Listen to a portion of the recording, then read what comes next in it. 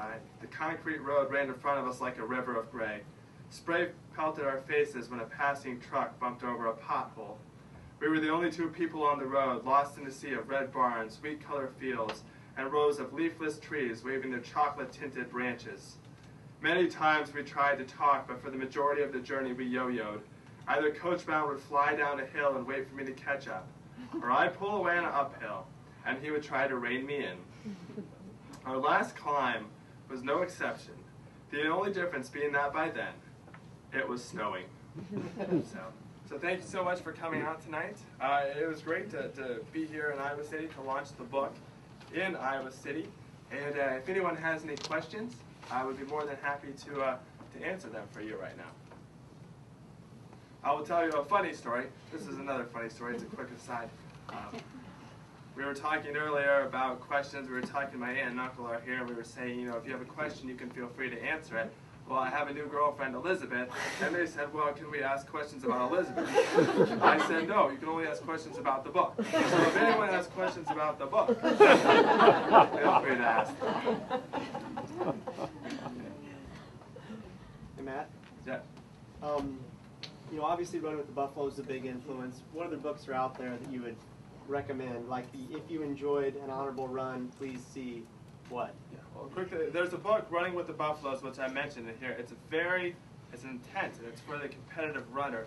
Writing this story, I tried to make it appeal to perhaps those who weren't serious runners, but those who enjoyed sports, who had a relationship with a mentor. Running with the Buffaloes definitely inspired me. There's another great book called Once a Runner, which is about a runner who lives out in the middle of nowhere and trains by himself. And for those who like that sort of thing, it's a very, very good book. Another great story is Friday Night Lights. It's Buzz Bissinger. He wrote about a high school, he wrote about a city that just loved their high school football. And he really kind of, you know, it's less about football and more about how a community revolves around their sports team and supports their sports teams, and kind of what a high school athlete goes through, how intense he takes, or how important athletics are for him. So those would be two I would recommend. Thanks. Yeah? What do you think are the most valuable lessons that you learned from each one of your coaches? That's a good question. The hard thing, I'll tell you, the hard thing about writing about Coach Brown is, you know, people say, who is Coach Brown? He was the man who changed my life. He was the man who made a difference in my life. And what I really tried to do in this book was to flesh that out and show why they do that. So I can say Coach Brown taught me something, nothing but my best. But what does that mean? I think what I'm learning now is that a lot of the things Coach Brown taught us, you know, he was teaching you at the time to become a faster runner. But as you go through life, you realize that, you know, what he was teaching me at Regina Cross Country is helping me in other parts of life.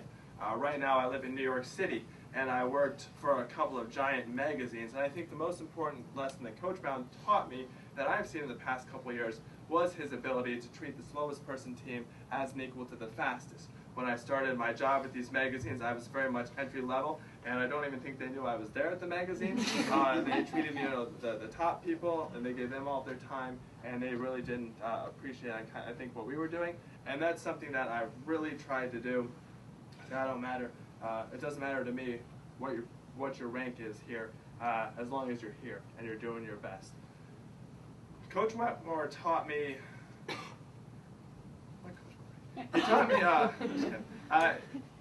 Coach Wetmore was a man of few words, and so when he extended a compliment your way, you knew he truly meant it. And that's something that as I've put this book together, I have tried to. I might not tell people how much they mean to me all the time as much as Coach Brown, but when I say thank you, when I write a thank you note, that's something that I really mean. That's something that I've thought about. That's something that I took a lot of time to put together. And so, because some people say I'm a kind of a quieter guy, so I like to think that when I do say something, that it really means something, has some weight behind it. Yeah. Matt, can you tell us a little bit about the process of writing the book? Yeah. Did you spend some time just with the concept and someday I'm going to write a book, and then when you finally started, was this 2 hours every day, first thing in the morning? Yeah, it was one of those things. I started it right after I graduated from college in May 2005, and I started it in June of 2005. and I thought, oh, this is a good, there's a story here, and I'm not quite sure what it is. I'd write a bunch of pages. I wrote 200 pages. I moved to New York City that August. I thought, well, I'll just edit these pages by the end of October, send them to an agent in November, have a book deal by December. And it doesn't work that way. If it does work that way, I want to, jump in. It took a long time. It's something I arrived in New York City with a bunch of just material to work from. I remember 4 years ago, I was at the Java House across the street. I was meeting with a good friend of mine, Dave Gould, and we just had pages and pages, good stories, but amounted to really nothing at the time. And so he helped me work through it. My mom helped me work through it. It was something I would get up and I would work out, and I would write from 7 to 9 in the morning. I would go off to my day job, come home about 6:30, and then write from 7 to 9 again at night. I had little to no social life, and it was all worth it in the end. My mother would edit my stuff at the beginning. You know, I would send her pages and she would send stuff back, and the whole page would be crossed out in red. This doesn't work. You know, it doesn't fit for me. Mom, come on. But ultimately in the end, I knew it was for the best of the book. And then along the way, after writing it for about 2 years, I had the chance to, right before Coach Brown died, give him a copy of the manuscript. Though every word wasn't set, you know, the theme was clear. Coach Brown, you changed my life. Thank you. I love you. And that was something then, basically right after the week he died, I finished the manuscript, and I spent the last 2 years editing it, tightening it, polishing it, shining it. And along the way, I thought every step would get easier. I thought, okay, I've written the book, and I thought the editing part would be easier. No, it was harder. And then I thought, well, I've edited it, so the publishing part will be easier. No, that was harder. So I published it. So I don't know, marketing, selling, all this stuff. It just kept getting a little more difficult along the way. But it's good to be here now. Yeah. What did you major in at Colorado? English. So it wasn't until my senior year that I decided I wanted to write.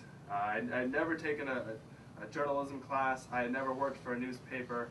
I had never done anything like that until I started writing this book. And then I moved out to New York. I took it was all I could get. I applied to like 75 jobs, and I couldn't even get a job. And so I took an unpaid internship at Rolling Stone, and at night I would tutor a 6th grade boy to make money, so I did that for my first couple months there. I ended up getting a job at Vanity Fair on the business side of the magazine, and even then I wanted to be on the writing side of the magazine. So it was something, it's taken a long time to get this out, but like I said, I'm glad I have. Yeah.